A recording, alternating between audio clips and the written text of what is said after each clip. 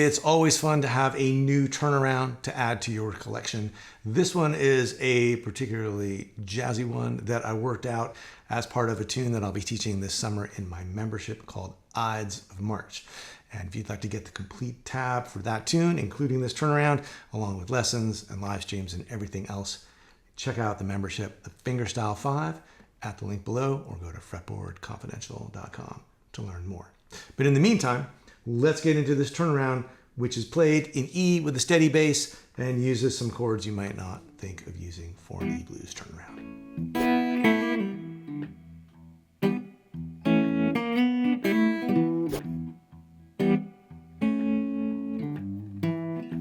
Okay, so this is based on the idea of a 1-6-2-5 turnaround, which means in the key of E, you'd be going from 1, E, to C sharp 7, the 6th chord. 1, 2, 3, 4, 5, 6. Being the 6th chord just means that the chord is built off of the 6th degree of the scale of the key that you're in. So here's 1, here's 6, C sharp 7.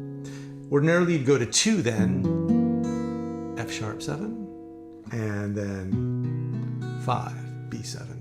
But in this case, we're going to start with an inversion of the E chord. So an E chord with a G sharp in the bass, and then go to 6, the C7 chord. And then instead of going to F sharp, we're going to go to the tritone substitution of F sharp, which is C, or C7.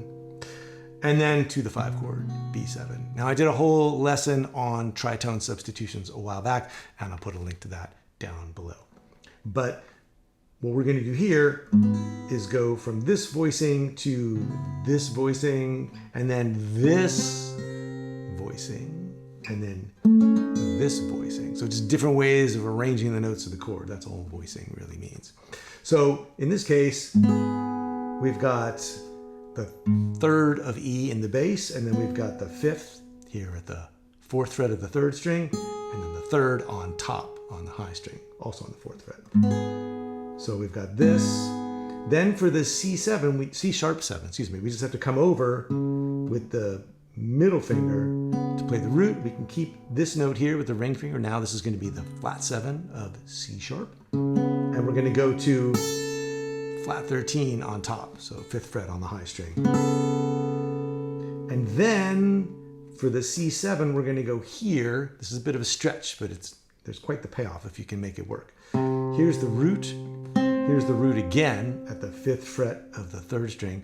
Here's the flat 7 at the 6th fret of the high string. And then here we're going to go to this chord. This is a B9 chord. It's got the flat 7 in the bass, and then the 9th over here at the 6th fret of the 3rd string. And then here's the 3rd at the 4th fret of the 2nd string, and here's the root on top, 7th fret on the high string.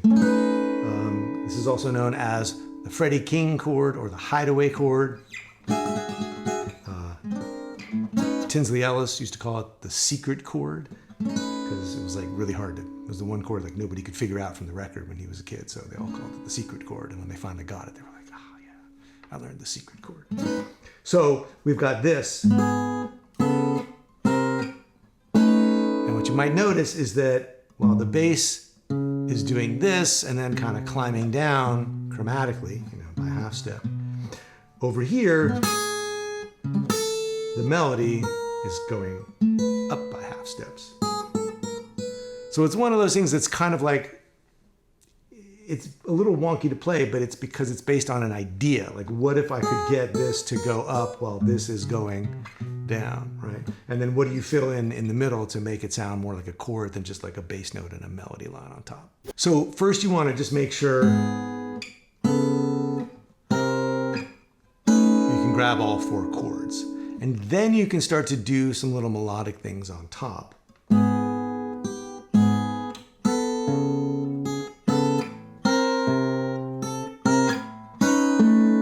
And I'm doing a steady bass on the bottom, I'm doing that melodic thing on top, and then I'm doing a little bit of syncopation as well. So there's a few different things going on.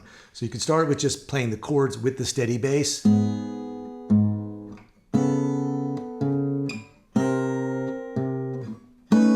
So basically on every other downbeat, you're going to grab the chord. So 1, 2, 3, 4, 1, 2, 3, 4. And then the idea is you can play a note a half step below each melody note.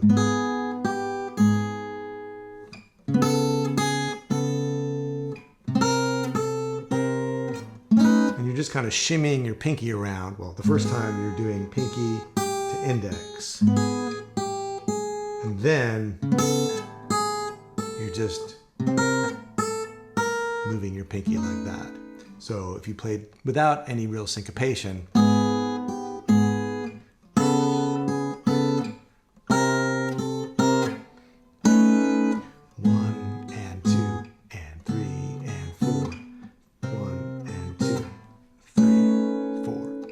finally, you could syncopate it, do a little bit of anticipating. 1 and 2 and 3 and 4 and 1 and 2 and 3 and maybe 4 and right, and walk up.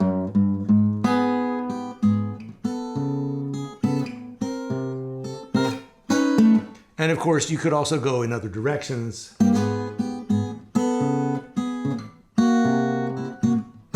Doing other things on top with the melody. But that's the basic idea. And so it fits wherever any other turnaround would fit in bars 11 and 12, but it can give it this slightly more exotic flavor because that C chord in particular is a little bit unusual and it's kind of cool sounding.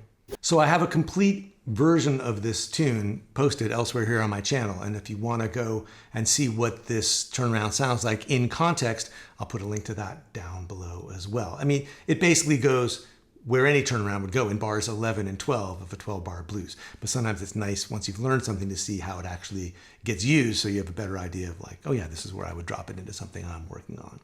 And of course, if you'd like to learn the entire tune and get a complete tab for the whole thing, including this turnaround, along with lessons and live streams about how to play my tune Ides of March, I'll be teaching that all summer long in my membership, the Fingerstyle 5. Which you can learn more about at the link below, or go to fretboardconfidential.com to learn more and sign up. In the meantime, if you've got a question or comment about today's lesson, do leave it for me down below. I'd love to hear from you. And as always, thanks for watching. I'll see you next time.